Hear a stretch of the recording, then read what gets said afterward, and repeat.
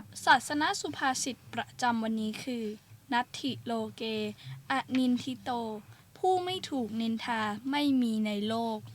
สุภาษิตนี้มีวิธีการนำไปใช้ในชีวิตประจำวันยังไงคะ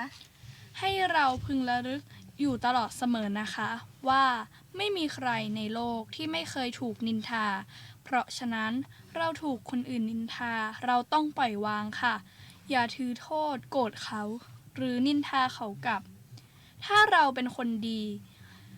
ก็ต้องมีคนอื่นที่ชื่นชมเราซึ่งจะรวมถึงการผิดศีลข้อ4ด้วยค่ะเป็นการพูดจาส่อเสียดผิดศีลค่ะแล้วถ้าเราถูกนินทานั้นเราต้องทำยังไงบ้างหรอคะเราจะต้องวางเฉยหรือในทางพระพุทธศาสนาคืออุเบกขาวางใจเป็นกลางเราต้องแสดงให้เห็นว่าเราสามารถปล่อยวางได้แล้วก็ไม่โกรธเขาค่ะและสุดท้ายคนอื่นก็จะเชื่อเราและไม่สนใจคำพูดของคนอื่นที่นินทาเราค่ะและที่สำคัญคือแต่ละคนก็มีความคิดเห็นที่แตกต่างกันเราห้ามให้คนอื่นพูดหรือคิดไม่ได้นะคะเราต้องมาเริ่มที่ใจเราก่อนค่ะนั่นสิคะเราต้องรู้จักปล่อยวางหรือการมีอุเบกขานั่นเองค่ะค่ะขอบคุณสำหรับสุภาษิตประจำวันนี้นะคะตอนนี้เราก็ได้สุภาษิตประจำวันกันไปแล้วงั้นเราไปฟังเรื่องเล่าต่อไปกันเลยค่ะวันนี้จะเล่าเรื่องอะไรเหรอคะวันนี้พวกเรามีเรื่องประวัติศาสตร์ของล้านนามาให้คุณผู้ฟังได้รับฟังและรับชมค่ะตันฟ้ารู้ไหมคะว่าจังหวัดเชียงใหม่ที่พวกเราอยู่กันตอนนี้เคยเป็นส่วนหนึ่งของอาณาจักรล้านนามาก่อนค่ะเคยได้ยินมาอยู่บ้างนะคะแต่ไม่ค่อยรู้รายละเอียดสักเท่าไหร่ช่วยเล่าให้ดิฉันฟังหน่อยได้ไหมคะได้เลยค่ะล้านนาหมายถึงดินแดนที่มีนานับล้านหรือมีที่นาเป็นจำนวนมากพญามังรายกษัตริย์แห่งฮิรัญนครเงินยางได้เริ่มตีเมืองเล็กเมืองน้อยรวบรวมเมืองต่างๆให้เป็นปึกแผ่นนอกจากเงินยางแล้วยังมีเมืองพะเยาของพญางำเมืองพระสหายซึ่งพญามังรายไม่ประสงค์จะได้เมืองพะเยาด้วยการทำสงครามแต่ทรงใช้วิธีผูกไมตรีแทนหลังจากการขยายอำนาจระยะหนึ่งพระองค์ทรงย้ายศูนย์กลางการปกครองโดยสร้างเมืองเชียงรายขึ้นแทนเมืองเงินยางเนื่องด้วยเชียงรายตั้งอยู่ริมแม่น้ำกกเหมาะเป็นชัยสมรภูมิตลอดจนทำการเกษตรและการค้าขายหลังจากได้ผ่านศูนย์กลางการปกครองมาอยู่ที่เมืองเชียงรายแล้วพระองค์ก็ได้ขยายอาณาจักรแผ่อิทธิพลลงมาทางทิศใต้ขณะนั้นได้มีการอาณาจักรที่รุ่งเรืองมาก่อนแล้วคืออาณาจักรหริพูนชัยมีนครลำพูนเป็นเมืองหลวงตั้งอยู่ในชัยสมรภูมิที่เหมาะสมประกอบด้วยมีแม่น้ำสองสายไหลผ่านได้แก่แม่น้ำกวงและแม่น้ำปิงซึ่งเป็นแม่น้ำสายใหญ่ไหลลงสู่ทะเลเหมาะแก่การค้าขายและการป้องกันพระนครมีนครลำปางเป็นเมืองหน้าด่านคอยป้องกันศึกศัตรูสองเมืองนี้เป็นเมืองใหญ่มีกษัตริย์ปกครองอย่างเข้มแข็งการที่จะเป็นใหญ่ในดินแดนแถบนี้จะต้องตีอาณาจักรหริพูนชัยให้ได้พระองค์ได้รวบรวมกำลังผู้คนจากที่ได้จากตีเมืองเล็กเมืองน้อยรวมกันเข้าเป็นทัพใหญ่และยกลงใต้เพื่อจะตีอาณาจักรหริพูนชัยให้ได้โดยเริ่มจากตีเมืองเขลางนครลำปางเมืองหน้าด่านของอาณาจักรหริพูนชัยก่อนเมื่อได้เมืองลำปางแล้วก็ยกทัพเข้าตีนครลำพูนหรือแคว้นหริพูนชัยหลังจากพญามังรายรวบรวมอาณาจักรหริพูนชัยเข้ากับโยนกเซียงแสนเสร็จสิ้นแล้วได้ขนานนามราชอาณาจักรแห่งใหม่นี้ว่าอาณาจักรล้านนาพระองค์มีดำริจะสร้างราชธานีแห่งใหม่นี้ให้ใหญ่โตเพื่อให้สมกับเป็นศูนย์กลางการปกครองแห่งอาณาจักรล้านนาทั้งหมดพระองค์ได้อัญเชิญพระสหายสนิทร่วมน้ำสาบานของพระองค์ได้แก่พระยางำเมืองและพ่อขุนรามคำแหงมหาราชใช่ไหมคะใช่ค่ะพญางำเมืองแห่งเมืองพะเยาและพ่อขุนรามคำแหงแห่งสุโขทัย มาร่วมกันสถาปนาราชธานีแห่งใหม่ในสมรภูมิบริเวณที่ลุ่มริมฝั่งแม่มหานาทีแม่ระมิง โดยตั้งชื่อราชธานีชั่วคราวขึ้นก่อนแล้ว ซึ่งก็เรียกว่าเวียงกุมกาม แต่เนื่องจากเวียงกุมกามประสบภัยธรรมชาติใหญ่หลวง เกิดน้ำท่วมเมืองจนกลายเป็นเมืองบาดาล ดังนั้นพระองค์จึงได้ย้ายราชธานีมาอยู่ณนครเชียงใหม่ ในปีพุทธศักราช 1839 และได้เป็นศูนย์กลางการปกครองราชอาณาจักรล้านนานับตั้งแต่นั้น แล้วเมืองอื่นๆล่ะคะ พญามังรายทรงส่งพระญาติวงศ์ของพระองค์ไปปกครองหัวเมืองต่างๆที่เป็นเมืองขึ้นหรือเมืองที่สร้างขึ้นใหม่ เช่น เมืองเขลางหรือลำปาง เมืองเขมรัฐเชียงตุงในพม่า และเชียงรุ้งหรือ12ปันนาในจีน ทรงส่งพระราชโอรสไปปกครอง เมืองที่ใหญ่และสำคัญได้แก่ เมืองนายหรือหัวเมืองไทยใหญ่ และเชียงรายซึ่งเคยเป็นเมืองราชธานีของล้านนา รัชสมัยของพระเจ้าติโลกราช พระองค์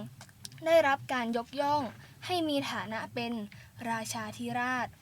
พระองค์ทรงแผ่ขยายขอบขันธสีมาของอาณาจักรล้านนาให้ยิ่งใหญ่และกว้างขวางกว่าเดิม ลองทายสิคะว่าทางทิศเหนือมีเมืองอะไรบ้าง เมืองเชียงรุ้งแล้วก็เมืองยองแน่ๆเลยใช่ไหมคะ ใช่ค่ะ แล้วด้านทิศตะวันออกล่ะคะ เมืองไลคาหรือเปล่าคะ ไม่ใช่ค่ะ ด้านทิศตะวันออกมีเมืองนันทบุรีหรือน่าน แพร่ ทุ่งยั้ง จรดถึงหลวงพระบาง ส่วนเมืองไลคา เมืองยองห้วย และเมืองสีซอ อยู่ทางทิศตะวันตกค่ะ อาณาจักรล้านนานี่กว้างขวางเลยจริงๆนะคะ แต่อาณาจักรล้านนาที่ยิ่งใหญ่และกว้างขวางก็ล่มสลายได้เหมือนกันนะคะ จริงเหรอคะ เล่าให้ฟังหน่อยได้ไหมคะ ท่านผู้ชมก็คงอยากจะฟังเหมือนกันใช่ไหมคะ ได้เลยค่ะ อาณาจักรล้านนาเริ่มเสื่อมลงในปลายรัชสมัยพญาแก้ว เมื่อกองทัพเชียงใหม่ได้พ่ายแพ้แก่ทัพเชียงตุงในการทำสงครามขยายอาณาจักร ไพร่พลในล้มตายจำนวนมาก ประกอบกับปีนั้นเกิดอุทกภัยใหญ่หลวงขึ้นในเมืองเชียงใหม่ทำให้บ้านเรือนราษฎรเสียหาย และผู้คนเสียชีวิตลงเป็นจำนวนมาก หลังจากพญาแก้วสิ้นพระชนม์ก็เกิดการจลาจลแย่งชิงราชสมบัติ ระหว่างขุนนางมีอำนาจมากขึ้น ถึงกับแต่งตั้งหรือถอดถอนเจ้าเมืองได้ เมื่อนครเชียงใหม่ ศูนย์กลางอำนาจเกิดสั่นคลอน เมืองขึ้นต่างๆที่อยู่ในการปกครองของเชียงใหม่ จึงแยกตัวเป็นอิสระ และไม่ส่งเครื่องราชบรรณาการอีกต่อไป เมื่อกรุงศรีอยุธยาแตกครั้งที่หนึ่ง พระเจ้าบูเรงนอง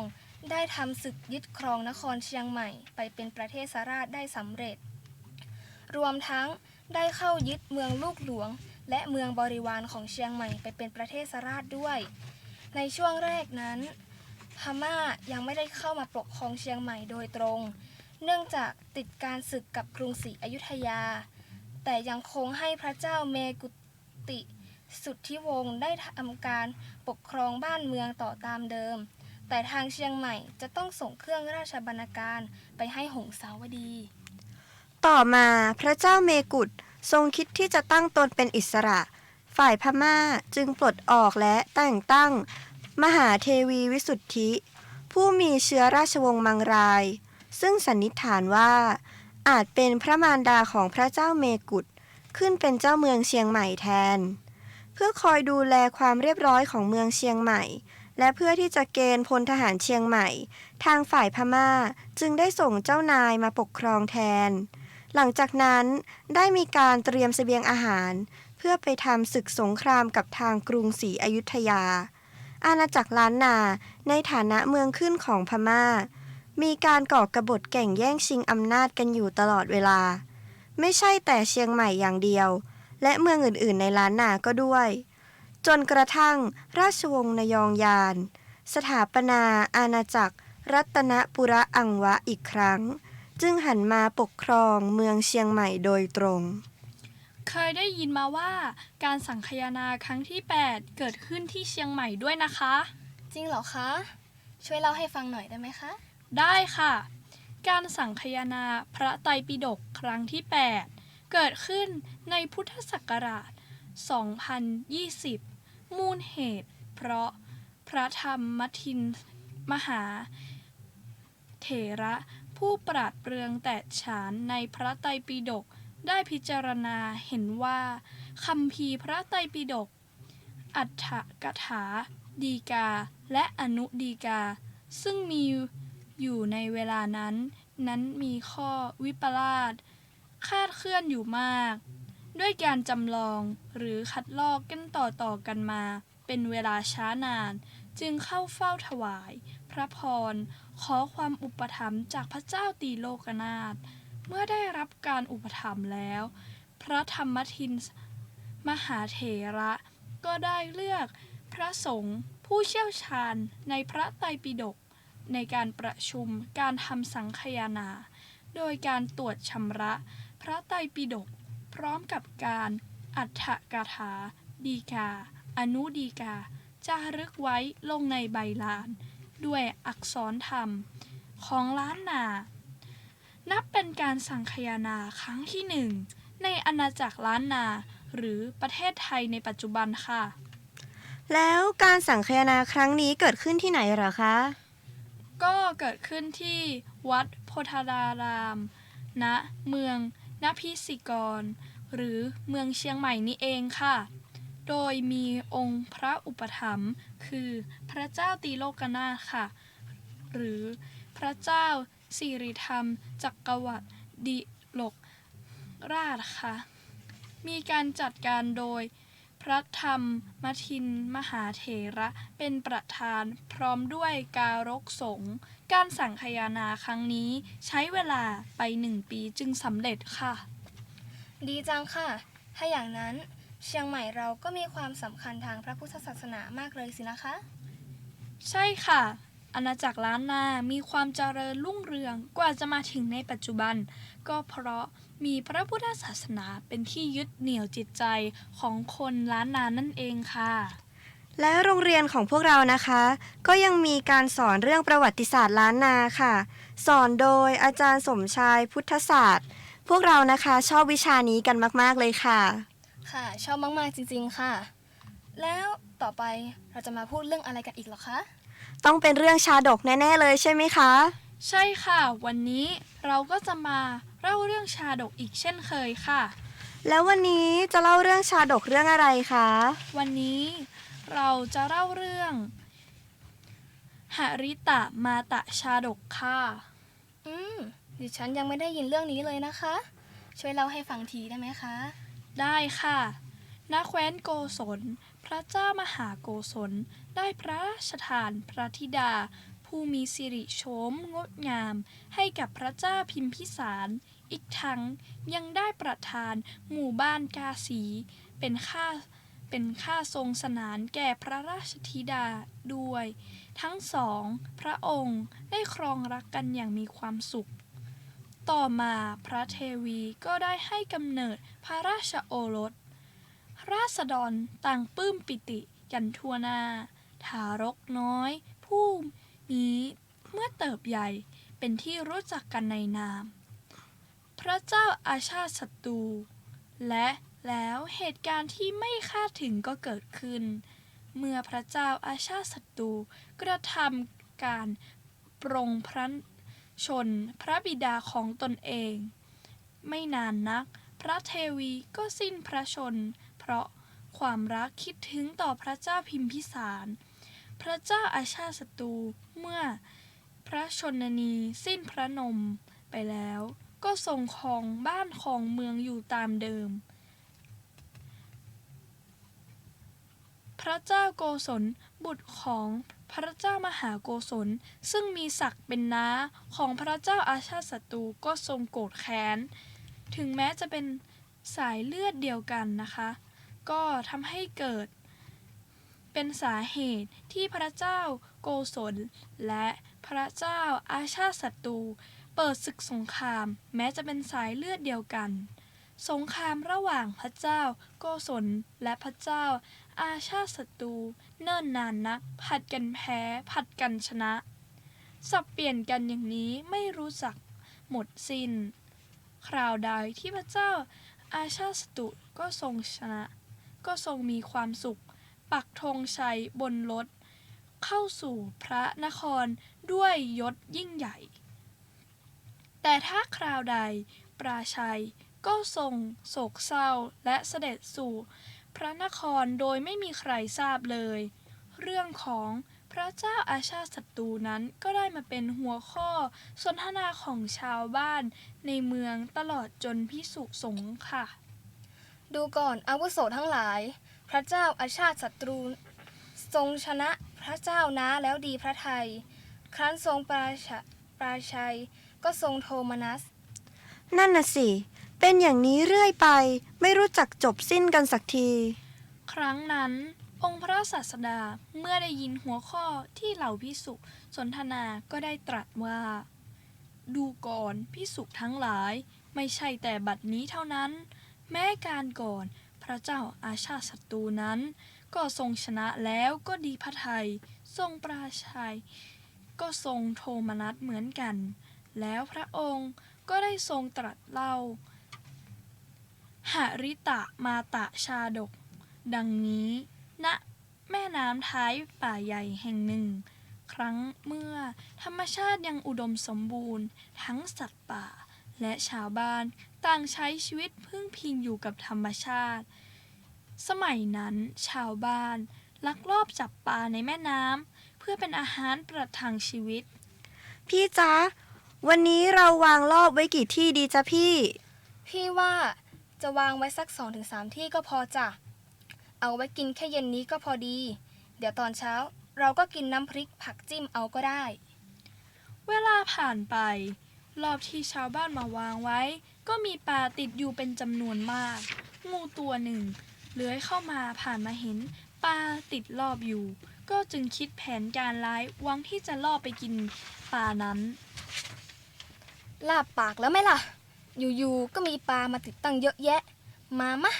าเป็นอาหารของข้าซะดีๆ ไม่ต้องเหนื่อยตามไล่อีกแล้วเหล่าฝูงปลาที่อยู่ในรอบเมื่อเห็นงูเลื้อยเข้ามาที่รอบก็แตกตื่นและหวาดกลัวกันเป็นอย่างยิ่งพวกเราดูสิงูตัวนั้นน่ะมันต้องตั้งใจมากินพวกเราแน่ๆเลยมันเลื้อยเข้ามาใกล้แล้วเราจะหนีได้ยังไงดีโธ่ติดรอบแล้วยังซวยอีกยังดันมาเจองูอีกพวกเจ้าอย่าแตกตื่นไปเลยพวกเรามีกระตั้งหลายตัวทำไมต้องกลัวแค่งูตัวเดียวด้วยถ้าพวกเราช่วยกันงูตัวเดียวทำอะไรพวกเราไม่ได้หรอกเจ้างูหวังได้ลิ้มรสอาหารมื้อใหญ่มันเลื้อยเข้าไปใกล้รอบแล้วเอ่ยปากกับปลาที่ติดเจ้าปลาทั้งหลายไหนๆเจ้าก็ต้องเป็นอาหารของมนุษย์แล้วยังไงเสียเป็นอาหารของเราสักตัว2 ตัวเถอะเจ้างูเอ๋ยทำไมพวกเราจะต้องยอมเป็นอาหารให้เจ้าด้วยพวกเราก็รักชีวิตของเราเหมือนกันนะโอ้เจ้างูตัวนี้กิเลสบังหน้าบังตาจนไม่เห็นหายนะของตัวเองแท้ๆด้วยความหิวของเจ้างูจงไม่ฟังเสียงใดๆของพวกป่าแต่จะลิ้มรสปลาอย่างนั้นอย่างเดียวจึงเลื้อยเข้าไปในรอบหวังจะกัดปลานั้นให้หายอยากมิทันที่เจ้างูจะได้ลิ้มรสปลายัดดั่งใจอยากเหล่าฝูงปลาก็ลอบกัดงูจนเป็นแผลเวอะหวะน่ากลัวไปหมดพวกเราช่วยกันกัดเจ้างูตัวนี้เถอะอย่าปล่อยให้มันมาทำร้ายพวกเราได้เป็นไงล่ะเจ้างูอยากกินปลามากใช่ไหมนี่โดนปลากัดตายซะเลยหายอยากเลยไหมล่ะ ท่านกบเขียวดูสิพวกปลาในรอบมันลุมกัดข้าเขาใหญ่แล้วโอ้ my gosh เจ็บเหลือเกินพวกท่านช่วยข้าหน่อยเถอะข้าเห็นแล้วแต่ก็ไม่ใช่เรื่องสำคัญอะไรนี่ทำไมเราต้องช่วยเหลือท่านด้วยล่ะเฮ้อเป็นยังไงล่ะสมน้ำหน้าแม้แต่กบยังไม่ช่วยเจ้าข้าเตือนเจ้าแล้วนะใครจะยอมเป็นอาหารของเจ้าง่ายๆ อ้าวพวกเรามาช่วยกันรุมกัดเจ้างูอีกทีสิอย่าปล่อยให้มันหนีไปกัดคนอื่นอีกได้ ท่านกบเขียวทำไมท่านพูดเช่นนั้นล่ะท่านก็เห็นอยู่ว่าข้าเป็นฝ่ายที่ถูกรังแกดูเจ้าพวกปลานั่นสิมันตั้งหลายตัวรุมกัดข้าอยู่ตัวเดียวเลยเห็นอย่างนี้ท่านยังไม่ช่วยข้าอีกหรือเจ้างูได้รับความทุกข์ทรมานตะโกนความช่วยเหลือจากกบเขียวก็ยังวางเฉยกระโดดเข้ามาใกล้แล้วก็พูดเตือนสติกับเจ้างูว่าที่ข้าพูดว่าไม่ใช่เรื่องสำคัญอะไรน่ะและช่วยอะไรเจ้าไม่ได้เพราะถ้าเกิดมีปลาสักตัวหลงเข้าไปในถิ่นของเจ้าปลาตัวนั้นก็คงถูกพวกเจ้ารุมกัดเหมือนกันอย่างเนี้ยข้าถึงช่วยพวกเจ้าไม่ได้เป็นยังไงล่ะเจ้างูสมน้ำหน้าไม่มีใครช่วยแกหรอกถ้าพวกเราไม่รุมกัดเจ้าก็คงโดนเจ้ากินเป็นอาหารแน่เป็นใครใครก็รักชีวิตของตัวเองเหมือนกันเจ้ากบเขียวมองดูเจ้างูที่โดนฝูงปลากัดจนเป็นแผลเวอะหวะน่ากลัวมันถอนหายใจแล้วก็กระโดดไปที่อื่นทิ้งให้งูอยู่กับการแก้ปัญหาที่ก่อไว้เจ้างูเอ้ยเจ้าทำตัวของเจ้าเองแท้ๆเราคงช่วยอะไรเจ้าไม่ได้หรอกเห็นไหมล่ะเจ้างูเจ้าเป็นฝ่ายผิดจริงๆไม่ใช่พวกเราเมื่อกบเขียวจากไปแล้วฝูงปลาก็กรูเข้ามากัดกินงูที่เข้ามาทำร้ายพวกตนถึงในรอบเจ้างูทนความเจ็บปวดไม่ไหวจึงสิ้นใจตายอยู่ในรอบนั้นเองค่ะข้อคิดของชาดกเรื่องนี้คืออะไรเหรอคะข้อคิดสำหรับเรื่องนี้คือถิ่นใครถิ่นมันอย่าใหญ่ผิดที่แล้วจะถึงความพินาศค่ะสามารถนำไปใช้ได้อย่างไรคะก็อย่างเช่นนะคะเราก็ต้องสำรวมอยู่ตลอดเวลาค่ะถ้าเราเป็นนักท่องเที่ยวเราต้องไม่มีเรื่องกับคนท้องถิ่นค่ะหรือถ้าเราเป็นพนักงานที่เข้าไปทำงานในนั้นใหม่นะคะเราก็ต้องทำความเคารพรุ่นพี่และผู้ใหญ่ในที่ทำงานค่ะทั้งนี้เพื่อไม่ให้เกิดผลเสียกับตัวเราและเขาค่ะคล้ายๆกับสำนวนเข้าเมืองตาหลิวต้องหลิวตาตามใช่ไหมคะใช่เลยจ้าการที่เราอยู่แปลกถิ่นหมายความว่าเรามีกำลังน้อยลงและเราไม่มีพรรคพวกในการเกื้อหนุนเพราะฉะนั้นเราก็ต้องสำรวมและหากคนถิ่นนั้นกระทำอย่างไรเราก็ต้องกระทำตามไปอย่างตามระเบียบค่ะอย่างนี้นี่เองค่ะจะว่าไปแล้วมันก็เหมือนกับตอนที่พวกเราเข้าโรงเรียนสาธิตมหาวิทยาลัยเชียงใหม่แรกๆเลยนะคะตอนนั้นพวกเรายังเป็นเด็กใหม่เราก็คงจะคุ้นชินกับโรงเรียนเก่ามากกว่าพอมาอยู่ที่ใหม่เราก็ต้องปรับตัวเข้ากับที่ใหม่ทั้งกฎระเบียบโรงเรียนและลักษณะของสังคมที่นี่ก็เปลี่ยนไปหมดเลยค่ะพวกเรานั้นก็ต้องปรับตัวให้ได้แล้วก็จะได้เป็นคนที่มีอยู่ที่นี่อย่างมีความสุขค่ะใช่แล้วค่ะว่าแต่เราก็พูดชาดกเรื่องนี้กันมานานแล้วคะแล้วใครจะเล่าต่อเราหรอคะดิฉันมีชาดกจะมาเล่าค่ะ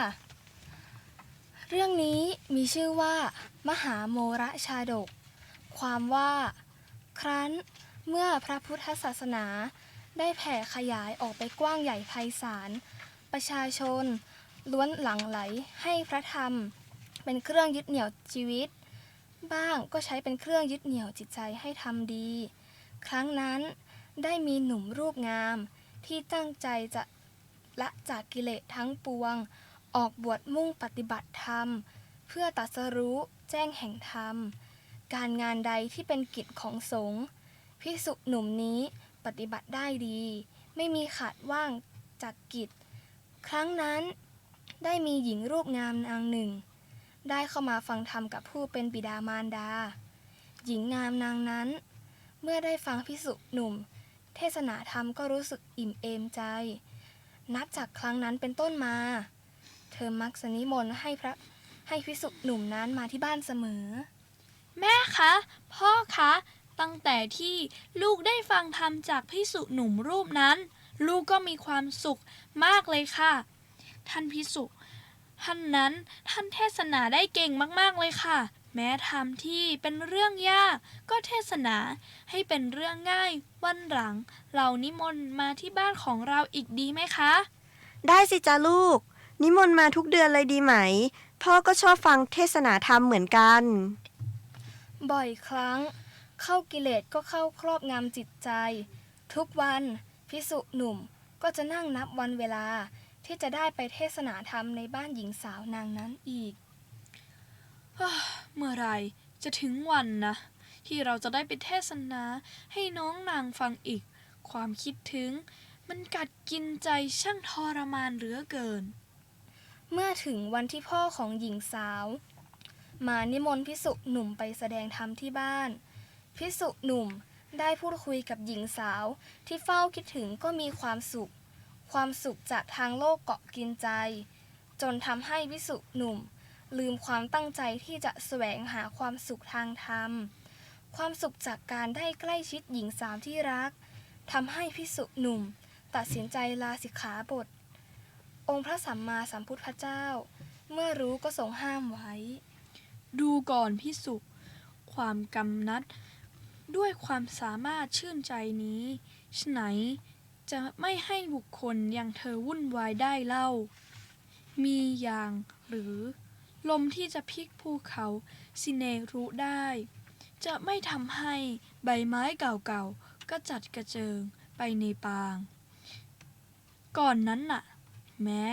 สัตว์ผู้บริสุทธิ์ยังคอยหักห้ามใจไม่ให้ฟุ้งซ่านด้วยกิเลสในภายในอยู่700 ปีก็ยังโดนความกำนัดด้วยความสามารถชื่นใจนี้ทำให้วุ่นวายได้เลย แล้วพระองค์ก็ทรงตรัสเล่านิทานในชาดกเรื่องนี้ ในอดีตการครั้งพระเจ้าพรหมทัตณพระนครพาราณสีที่ชายป่าไกลออกไปมีนกยูงตัวหนึ่งท้องแก่ใกล้คลอดแต่ด้วยความที่ต้องติดตามฝูงหากินเมื่อตกฟองแล้วนกยูงแม่ก็ทิ้งลูกตัวเองไว้ในป่าออกหากินตามฝูงธรรมดาว่าฟองไข่เมื่อมารดาไม่มีโรคและไม่มีอันตรายอื่นๆจึงเป็นเหมือนดอกกัญญิกาตูมๆมีสีเหลืองสีทองเมื่อเวลาครบกำหนดก็แตกโดยธรรมชาติของตนลูกนกยูงมีสีทองออกมาแล้วลูกนกยูงทองนั้นมีในตาทั้งคู่คล้ายผลกระพังโหมมีจะงอยปากสีเหมือนแก้วประพาสมีสร้อยสีแดง3 ชั้นวงรอบคอผ่านไปกลางหลังสมบูรณ์สวยงามกว่านกยูงธรรมดาทั่วไปครั้นยูงทองเจริญวัยมีร่างกายเติบใหญ่ขนาดดุมเกวียนรูปงามยิ่งนักเมื่ออยู่ในฝูงนกยูงด้วยกันก็ยิ่งโดดเด่นมีราศีกว่าตัวใด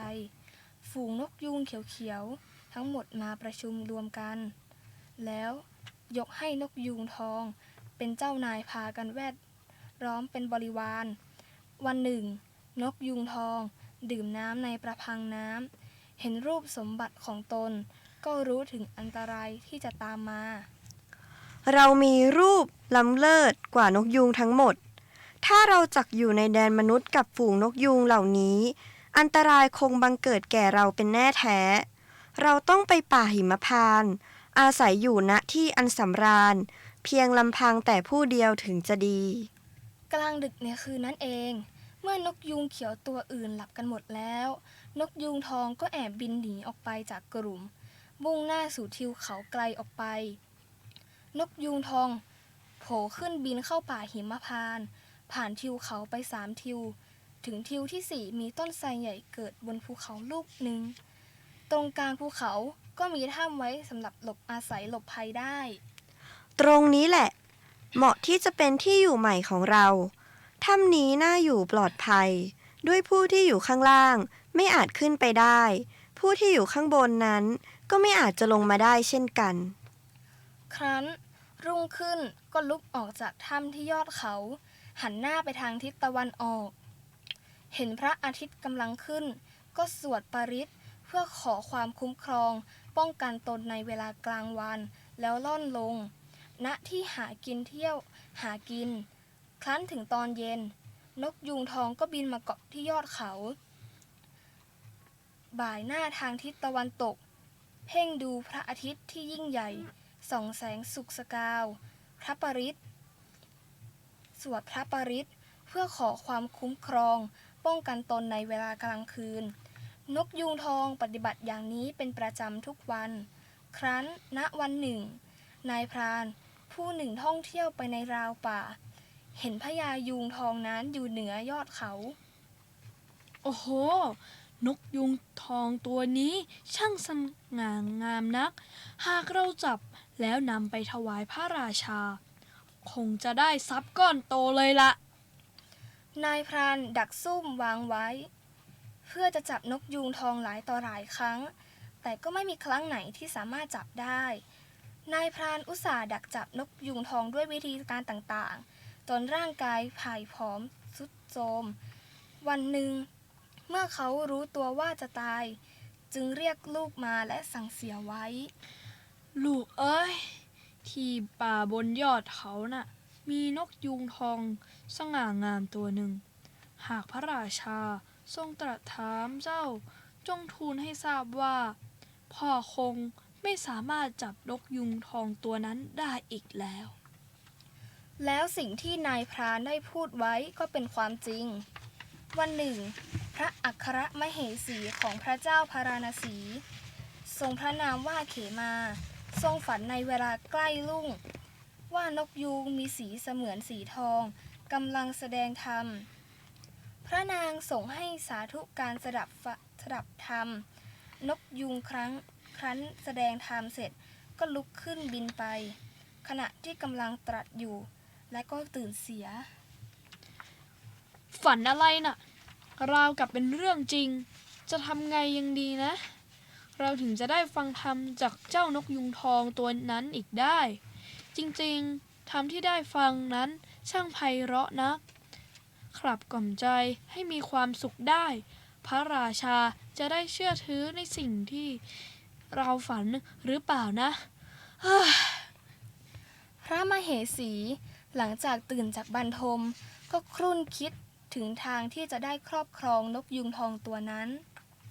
จนบรรทมไปอีกครั้ง เมื่อบรรทมไปอีกสักพักก็เกิดอาการกระสับกระส่าย เหมือนทรงแพ้คัน พระราชารู้สึกตัวตื่นก็ทรงปลุกมเหสีด้วยความห่วงใย นางไม่สบาย เป็นอะไรไปเล่า ความแพ้คันบังเกิดขึ้นแก่กระหม่อมเพคะ พระมเหสีได้ขอพระราชาให้จับนกยูงทองนั้นมาให้ เนื่องจากนางประสงค์อยากฟังธรรมจากนกยูงทอง หากไม่ได้ฟังชีวิต คงเศร้าหมองตรอมใจตาย ด้วยความรักและเป็นห่วง รุ่งขึ้น พระราชาตรัสเรียกหารือกับอำมาตย์และขุนนางทั้งหมด เทวีปรารถนาจะฟังธรรมของนกยูงทอง อันนกยูงมีสีเหลืองทอง จะมีอยู่หรือไม่ ขอเดชะ พวกผ่านคงทราบแล้วพระเจ้าค่ะ จากนั้นพระราชาจึงรับสั่งให้เรียกตัวนายพรานทั้งหมด มาเข้าพบและซักถามถึงนกยูงทอง หนึ่งในนายพรานทั้งหมดนั้น มีลูกของนายพราน ผู้ที่เคยเห็นนกยูงทองรวมอยู่ด้วย ขอเดชะถึงข้าพระองค์จะไม่เคยเห็น แต่บิดาของข้าพระองค์ บอกไว้ว่านกยูงทองมีอยู่บนยอดเขาห่างจากนี้ไปอีก4 ทิวเขาพระเจ้าค่ะ สหายเอ๋ย เธอจงไปที่นั่น จับมัดนกยูงทองนั้นกลับมาเถิด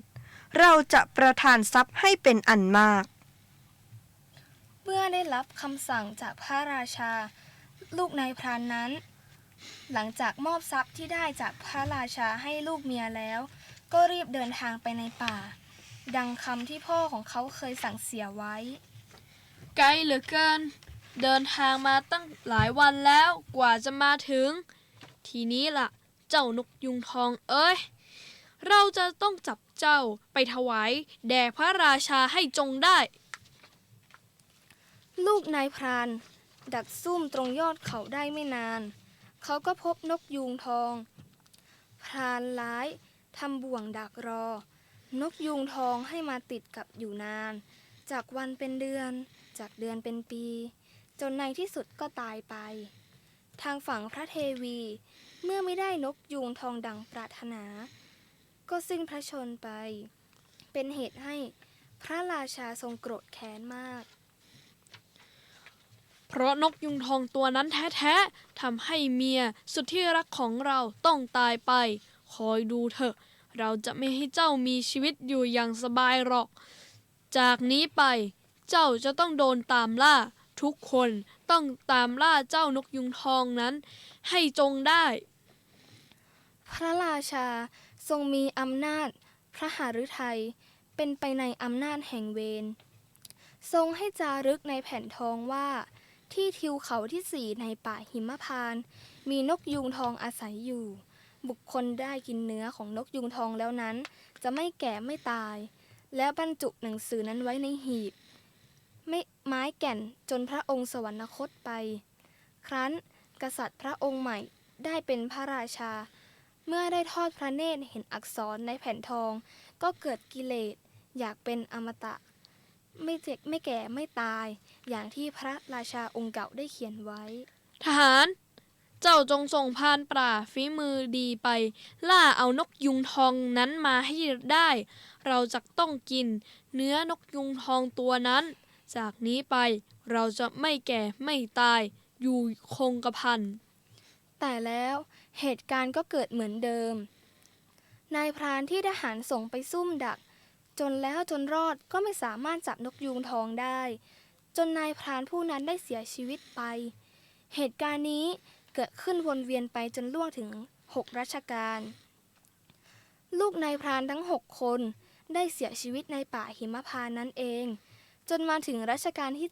7 ลูกนายพรานคนที่ 7 ก็ได้รับคำสั่งจากพระราชาให้ตามจับตัวนกยูงทองนั้นอีกเช่นเคย นายพรานคนที่ 7 นี้ ดักซุ่มจับนกยูงทองนี้วันแล้ววันเล่าจนถึง7 ปี นกยูงทองนั้นก็ไม่เคยติดกับดักเขาเลยสักครั้ง เพราะอะไรกันนกยุงทอง นี่ยังไม่เคยติดกับเราเลย ดีละเราจะคอยดูเจ้า ว่าเจ้าจะใช้วิธีไหนถึงหนีรอดกับดักเราไปได้ จากนั้นนายพรานจึงคอยดูนกยูงทองนั้น เมื่อเห็นเจริญพระปริตรทุกเช้าทุกเย็นทุกเช้าก็กำหนดได้โดยในว่า ในสถานที่นี้นกยูงตัวอื่นนั้นไม่มีเลย อันพญายูงทองตัวนี้ คงประพฤติพรหมจรรย์ด้วยอานุภาพแห่งพรหมจรรย์และด้วยอานุภาพแห่งพระปริตรบ่วงจึงไม่ติดเท้าของพญายูงทอง นายพรานเมื่อทราบในดังกล่าวแล้ว จึงไปที่อำเภอห่างไกล เพื่อดักนางยูง ได้ตัวหนึ่งฝึกฝนให้ขันในเวลาดีดนิ้วมือ ให้ฟ้อนในเวลาตบมือ อย่างนี้แหละลูกพ่อ ขันเสียงสวยๆหน่อย เอาให้นกยุงทองตกตะลึงไปเลยนะลูก พอถึงเวลาพระอาทิตย์ขึ้น นกยูงทองบินมาเกาะบนยอดเขา มิทันที่จะได้เจริญปริตรนายพรานดีดนิ้วมือให้นางนกยูงขัน เมื่อพญายูงทองได้ฟังเสียงของนางยูง กิเลสที่ราบเรียบอยู่ตลอดเวลา700 ปี ก็ฟุ้งขึ้นทันทีทันใด เป็นเหมือนอสรพิษที่ถูกตีด้วยท่อนไม้ แต่กลับแผลงฤทธิ์นกยูงทองกระวนกระวายด้วยอำนาจกิเลสจนไม่สามารถเจริญพระปริตรได้ทีเดียว นกยูงทองรีบบินไปยังสำนักนางยูงโดยเร็ว ถลาลงโดยอากาศสอดเท้า เข้าไปในบ่วงเสียเลย บ่วงที่ไม่เคยรูดตลอด700 ปี ก็รัดในขณะนั้นเอง เจ้านกยุงทองเอ๋ย นายพราน6 คนไม่สามารถที่จะดักตัวเจ้าได้ ถึงเราเองก็ไม่สามารถดักเจ้าได้7 ปี แต่บัดนี้ เจ้าต้องมาติดบ่วงบาทเพราะอำนาจกิเลสที่มีต่อนกยูงการที่เราจะนำสัตว์นี้สินนี้ไปถวายให้พระราชาคงเป็นเรื่องที่ผิดเสียละเอาเถอะเราจะปล่อยเจ้าไปนายพรานเลือกใช้ธนูยิงไปที่บ่วงบาทแทนการเข้าไปปลดเองเนื่องจากคิดว่านกยูงทองอาจจะคิดว่าประสงค์ร้ายพรานจะดิ้นทุรนทุรายอันเป็นสาเหตุให้เท้าและปีกบอบช้ำได้เขาคงอยู่ในที่ซ่อนยกธนูขึ้นสอดลูกศรยืนจ้องอยู่ทางฝ่ายนกยูงเองเมื่อมองเห็นนายพรานเล็งธนูมาจึงร้องขอชีวิตดูก่อนสหายถ้าเจ้าจับข้าพเจ้าเพราะเหตุแห่งทรัพย์แล้วท่านอย่าฆ่าข้าพเจ้าเลยจงจับเป็นนำข้าพเจ้าไปถวายพระราชาเถิดเข้าใจว่าท่านจะได้ทรัพย์มิใช่น้อยเลยทีเดียวนะนายพรานได้ตอบกลับนกยูงทองว่าเหตุที่ยงธนูขึ้นเล็งมิใช่ว่าต้องการชีวิตแต่ต้องการที่ปลดปล่อยนกยูงทองให้เป็นอิสระนกยูงทองเมื่อได้เห็นว่านายพรานผู้นี้มีธรรมะในจิตใจจึงแสดงทำให้นายพรานได้เกรงกลัวต่อบาปกลัวการตกนรกเพราะทำความชั่วเพียงชั่วครู่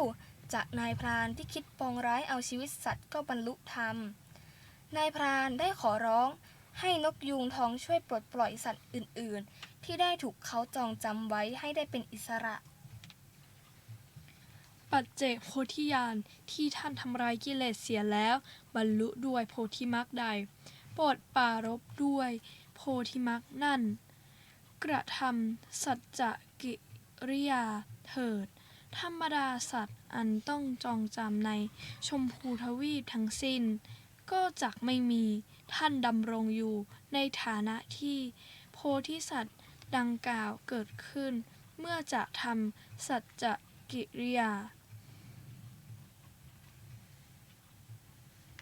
เมื่อนั้นนกยูงทองก็ได้กล่าวคาถาปลดปล่อยสรรพสัตว์ที่ได้รับการจองจำให้พ้นเป็นอิสระเมื่อนกยูงกล่าวคาถาจบนกทั้งปวงก็พ้นจากที่กักขังพอดีกันกับเวลาที่พระปัจเจกโพธิกระทำสัจจกิริยานั่นเองต่างร้องร่าเริงบินไปที่อยู่ของตนทั่วกันในขณะนั้นบรรดาสัตว์ต่างๆก็ไม่มีตัวใดได้ถูกจองจำไว้อยู่เลยจากนั้นมานายพรานก็ละจากเพศคฤหัสถ์หันมาสู่เพศบรรพชิตส่วนนกยูงทองก็ใช้ชีวิตด้วยการสวดเจริญปริตดังเดิมพระศาสดาทรงนำพระธรรมเทศนานี้มาแล้วทรงประกาศสัจธรรมเวลาจบสัจธรรมภิกษุผู้กระสันดำรงในพระอรหันต์แล้วทรงประชุมชาดกว่าพระปัจเจกพุทธเจ้าในครั้งนั้นปรินิพพานส่วนพญายุงทองได้มาเป็นเราตถาคตแลชาดกเรื่องยาวอีกแล้วนะคะเนี่ยว่าแต่ชาดกเรื่องนี้ยาวจังเลยนะคะแล้วให้ข้อคิดอะไรบ้างหรอคะข้อคิดคือผู้ทำดีมีศีลธรรมย่อมรอดพ้นจากอันตรายได้ทุกเมื่อค่ะค่ะขอบคุณมากเลยนะคะที่เล่าให้ฟังว่าแต่วันนี้เราไม่มีนิทานเหรอคะมีสิคะวันนี้เราก็มีนิทานเหมือนทุกวันค่ะวันนี้เราก็มีนิทานสนุกๆจะมาเล่าให้ฟังอีกนะคะแล้วเป็นเรื่องอะไรหรอคะเราอยากให้ลองฟังดูก่อนนะคะแล้วตอนสุดท้ายก็ค่อยมาฟังเฉลยกันค่ะตอนนี้ลองทายไว้ก่อนนะคะได้เลยค่ะเรื่องมีอยู่ว่ามีลายอยู่ตัวหนึ่งได้ขโมยหนังสิงโตจากนายพรานมันเอาเนื้อสิงโตมาคลุมร่างแล้วก็เที่ยวคอยดักซุ่มอยู่ตามพุ่มไม้เมื่อสัตว์อื่นๆผ่านมาลาก็กระโดดจากที่ซ่อนสัตว์อื่นๆไม่ทันสังเกตก็เลยตกใจตัวสั่นรีบวิ่งหนีไปโดยไม่ทันคิดชีวิตวันหนึ่งสุนัขจิ้งจอกเดินผ่านมาลาก็กระโดดออกมามันทำเหมือนปกติมันได้ขู่คำรามเมื่อได้ยินเสียงว่าเป็นเสียงของลาสุนัขจิ้งจอกจึงเข้าตะครุบลา และก็ได้พูดกับลาว่าและลาก็ได้พูดว่าท่านสุนัขจิ้งจอก ไว้ชีวิตข้าด้วยเถิด ข้าจะไม่ทำแบบนี้อีกแล้ว แล้วสุนัขจิ้งจอกก็ได้พูดตอบกับลาไปว่า ในเมื่อเจ้าคิดว่าเจ้าเป็นสิงโต แต่ความจริงเจ้าก็เป็นแค่ลาตัวหนึ่งที่ลืมตน ข้าจะไม่ปล่อยเจ้าไปหรอก เพราะข้าเองก็ไม่ได้กินอะไรมานานแล้ว หลังจากนั้น สุนัขจิ้งจอกก็ได้กินลาเป็นอาหาร เราได้ฟังกันจนจบแล้วนะคะ เรายังไม่รู้เลยว่านี่คือนิทานเรื่องอะไร ช่วยเฉลยหน่อยได้ไหมคะ ได้ค่ะ นิทานเรื่องนี้นะคะ มีชื่อว่า ลาลืมตนค่ะ ข้อคิดจากนิทานเรื่องนี้คืออะไรเหรอคะ ข้อคิดสำหรับเรื่องลาลืมตนนะคะคือ ผู้ที่อวดอ้างเกินจริง ย่อมอวดเก่ง ลืมตนจนทำให้คนอื่นจับผิดได้ค่ะ เราสามารถนำไปปรับใช้ได้ยังไงบ้างหรอคะ ก็นะคะเราก็ทำอย่างที่มีความสามารถนะคะ เราไม่ควรที่จะทำเกินกำลังนะคะ แล้วก็อย่างเวลาเราได้ดิบได้ดีนะคะ เราก็ไม่ควรลืมตนนะคะ แล้วก็ไม่ควรลืมผู้ที่มีพระคุณต่อเราด้วยนะคะ แล้วตันฟ้ามีนิทานอะไรอีกสักเรื่องให้คุณผู้ฟังได้ฟังไหมคะ มีค่ะ นิทานเรื่องนี้นะคะ สนุกมากๆเลยค่ะ นิทานเรื่องนี้นะคะ ชื่อเรื่องว่า นกขมิ้นน้อยผู้อารีค่ะ อ๋อ ดิฉันยังไม่เคยได้ยินเลยค่ะ ช่วยเล่าให้ดิฉันและผู้ชมฟังได้ไหมคะ ได้สิคะ เรื่องมีอยู่ว่า นกขมิ้นน้อยผู้อารีนี้ เรื่องมีอยู่ว่ากาลครั้งหนึ่ง นานมาแล้ว ในเมืองพาราณสี มีนกขมิ้นอยู่หนึ่งตัว อาศัยอยู่ในป่าทำรังอยู่บนต้นไม้ต้นหนึ่ง โดยเลือกที่จะเอาตรงง่ามไม้สูงๆคุ้มแดด คุ้มฝน และค่อนข้างปลอดภัยจากอันตรายจากสัตว์ร้ายและคนร้าย เจ้านกขมิ้นสีเหลืองอ่อน นอนอยู่บนรังอย่างสงบสุขเรื่อยมา คราวหนึ่งเกิดฝนตกชุกติดต่อกันมาหลายวัน จนน้ำฉ่ำฟ้าชุ่มแผ่นดิน ไม่ว่าฝนจะตกหนักหนาเท่าไหร่ ก็ไม่ทำให้เจ้านกขมิ้นน้อยเดือดร้อนอะไรเลย ก็เพราะรังของมันคุ้มครอง ป้องกันลมและฝนได้เป็นอย่างดี นี่ใกล้ๆรังของนกขมิ้นนั้นมีลิงอยู่ตัวหนึ่ง นั่งหลบฝนอยู่ แต่มันก็ไม่หลบไม่พ้น มันก็เปียกปอนไปทั้งตัว นั่งตัวสั่นจนนกขมิ้นอดสงสารไม่ได้ จึงร้องถามเจ้าลิงไปว่า พี่ลิงจ๋า ท่านพี่มีลักษณะเหมือนอย่างมนุษย์ แต่ทำไมจึงไม่สร้างบ้านอยู่อย่างมนุษย์ล่ะจ๊ะ มาทนตากฝนอยู่ทำไมกัน ลิงก็ได้ตอบนกขมิ้นไปว่า เมื่อก่อนนี้ฉันอาศัยอยู่ในถ้ำซึ่งมีทั้งอาหารและน้ำอยู่รอบๆบริเวณถ้ำแต่ตอนนี้มีลิงแม่ลูกอ่อนหลายตัวมาอาศัยอยู่ ฉันสงสารแม่ลูกอ่อนเหล่านั้น ไม่อยากแย่งอาหาร ฉันก็ต้องออกมาหาที่อยู่ใหม่ แต่ยังไม่ทันได้ทำที่อยู่อาศัย ฝนก็ตกหนักมาหลายวัน ถ้าฝนหยุดตก ฉันก็อยากจะทำที่อยู่ใกล้ๆกับเจ้าได้ไหม นกขมิ้นน้อยจึงตอบว่า ได้สิจ๊ะพี่ลิง เพราะฉันก็อยู่ตัวคนเดียว ฉันจะได้มีเพื่อนสักที พ่อกับแม่ของฉันน่ะตายไปหมดแล้วล่ะ ลิงดีใจและลงมือทำที่อยู่อาศัยใกล้เคียงกับรังของนกขมิ้น จากนั้นมา ลิงกับนกขมิ้นก็เป็นเพื่อนที่ดีต่อกัน ช่วยกันแก้ปัญหา เมื่อยามมีทุกข์ก็ปรึกษาร่วมกันคิดวิธีทางแก้ปัญหาอยู่ตลอดค่ะ แล้วสุภาษิตของเรื่องนี้ล่ะคะ การมีปัญญาและเพื่อนที่ดี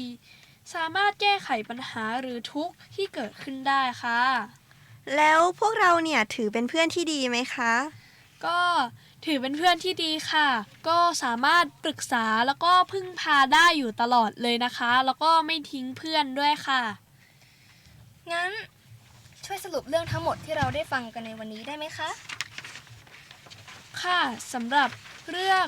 นกขมิ้นน้อย ผู้อารีนั้นก็เรื่องนะคะมีอยู่ว่า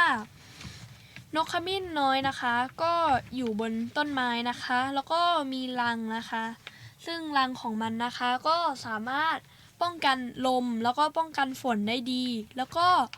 มันก็มีอยู่ช่วงหนึ่งใช่ไหมคะที่ฝนตกหนักมาก แล้วก็มีลิงนะคะมานั่งอยู่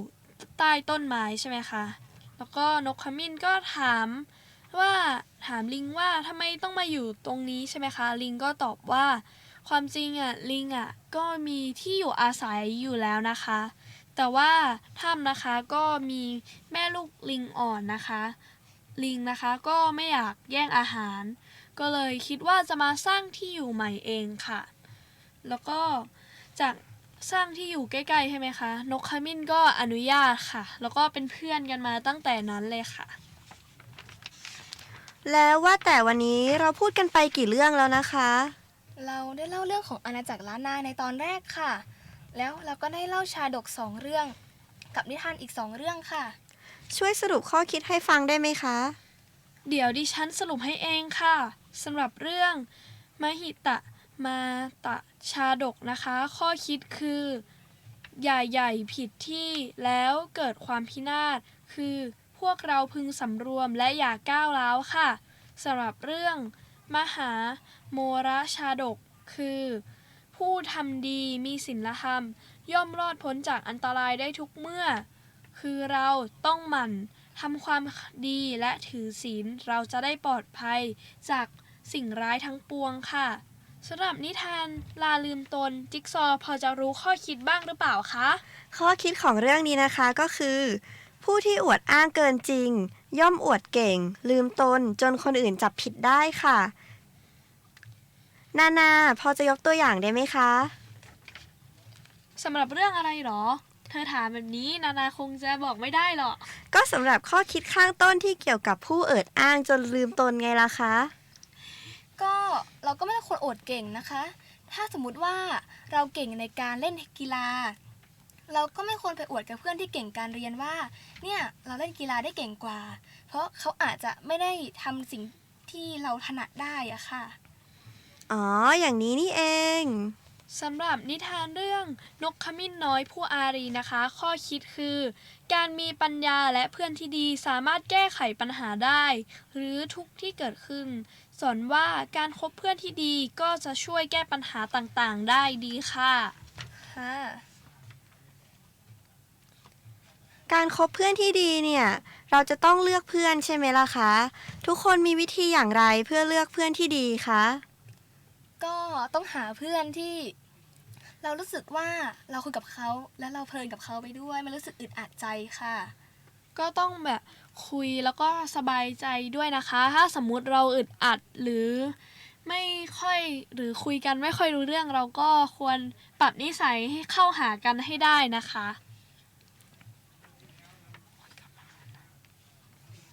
แล้วเมื่อเราได้สนิทกับเพื่อนไปสักพักหนึ่งเนี่ย เราเคยที่จะเล่าความลับอะไรให้เพื่อนฟังไหมคะ เราก็อย่างน้อยก็ต้องเคยสักเรื่อง2 เรื่องแหละค่ะ แต่ก็ไม่ควรจะเล่าหมดนะคะบางทีต้องเก็บไว้บ้าง ค่ะอย่างเรื่องอย่างครอบครัวนะคะ บางครั้งเราก็ต้องเก็บไว้บ้างนะคะ เราก็ไม่ควรจะเอาเรื่องส่วนตัวของเราไปบอกกับทุกคนนะคะ ค่ะ ถ้าเกิดว่าเราเล่าเรื่องอะไรที่ล้ำลึกจนเกินไป แล้วเพื่อนเกิดนินทาเราเนี่ยก็คงจะไม่ดีใช่ไหมล่ะคะ แน่นอนค่ะ ค่ะ ว่าไม่ดีค่ะ ค่ะ แล้วเราก็ได้พูดกันมานานพอสมควรแล้ว ขอสุภาษิตจบสักสุภาษิตได้ไหมคะ สุภาษิตจบสำหรับวันนี้คือ อัตตาหเวชิตังสวยเดียวค่ะ ชนะตนนั้นเป็นผู้ที่ประเสริฐกว่าค่ะ ค่ะสุภาษิตนะคะ อัตตาหเวชิตังเสยโย ช่วยอธิบายการนำไปใช้ได้ไหมคะ ได้ค่ะ ก็อย่างบางคนนะคะก็ตั้งเป้าหมายนะคะในการสอบนะคะที่ต้องการจะทำคะแนนให้สูงกว่าเพื่อนๆนะคะ แต่นั่นเป็นสิ่งที่ผิดค่ะ ความจริงนะคะเราจะต้องชนะตัวเองให้ได้ก่อนค่ะ ถ้าสมมุติ เราไม่อ่านหนังสือ เราไม่ทบทวนความรู้ แล้วเราก็ไปพึ่งสิ่งศักดิ์สิทธิ์อย่างเดียวนะคะ ก็อาจจะไม่ได้ทำคะแนนได้ดีพอค่ะ มันขึ้นอยู่การกระทำของเราด้วยนะคะ ดังนั้นนะคะ เราจะต้องชนะตัวเองก่อนนะคะ แล้วก็ค่อยไปแข่งกับคนอื่นค่ะ เอาตัวเองให้รอดก่อนนะคะ เหมือนกับสำนวนความรู้ท่วมหัวเอาตัวไม่รอดค่ะ วันนี้เราก็ได้ความรู้มาเยอะแยะเลยนะคะ แต่ว่าน่าเสียดายจังเลยค่ะ ที่เวลาของพวกเราได้หมดลงแล้ว พวกเราจะมาพูดกันใหม่ในโอกาสหน้าที่นี่ที่เดิมเวลาเดิมกับคนเดิมๆนะคะสำหรับวันนี้พวกเราทั้ง3ก็ต้องขอตัวลาไปก่อน แหมเนี่ยเมื่อกี้เราพูดใช่ไหมคะ ว่าสำนวนความรู้ท่วมหัวเอาตัวไม่รอด เนี่ยเราก็เคยได้เขาพูดมา แต่เราก็ไม่รู้นะคะว่ามันแปลว่าอะไรใครรู้บ้างคะ ความรู้ท่วมหัวเอาตัวไม่รอดนะคะ ก็เหมือนเวลาที่เรามีความรู้ที่มากเกินไป แต่ไม่สามารถนำไปปรับใช้งานได้จริงค่ะ ก็เลยถึงมีไปก็ไม่ได้เกิดประโยชน์อะไรแก่ตนเองค่ะ แหมพวกเธอนี่รีบจังเลยนะจ๊ะยังไม่หมดเวลาเลยจ้า บางทีเราก็ช้าๆได้พระเล่มงามเนาะ พอดีเมื่อกี้พูดผิดคิวนิดหน่อยนะคะ แหมทุกคนก็ต้องมีผิดบ้างถูกบ้างนะคะ ไม่มีใครถูกอยู่ตลอดเวลานะคะ ก็คงเกี่ยวกับความประมาทเลยนะคะ แล้วพวกเธอวันพรุ่งนี้นี่เราจะออกอากาศเป็นครั้งสุดท้ายแล้วใช่ไหมจ๊ะ ใช่ค่ะพรุ่งนี้พวกเราจะออกอากาศเป็นครั้งสุดท้ายแล้วนะคะ โอ้หมดเวลาแล้วนะคะ ตอนนี้ไม่ผิดคิวแล้วแน่นอนค่ะ สำหรับวันนี้พวกเราต้องขอบคุณด้วยนะคะ เจอกันพรุ่งนี้